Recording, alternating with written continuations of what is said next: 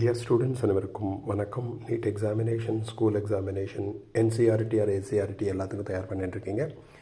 நாளைக்கு நீங்கள் படிக்க வேண்டிய டாபிக் 3 டாபிக் ரிலேட்டடாக வீடியோ அனுப்புகிறேன். 1 இஸ் அப்போமெக்சஸ், 2 இஸ் பாலிஆம்பிரியானி, 3 இஸ் பார்த்தினோகார்பி.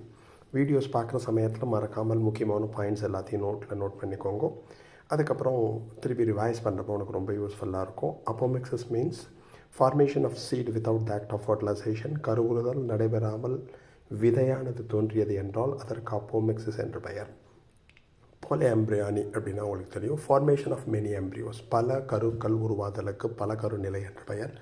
பார்த்தினோகார்பியும் உங்களுக்கு தெரியும், formation of fruit without act of fertilisation is called பார்த்தினோகார்பி.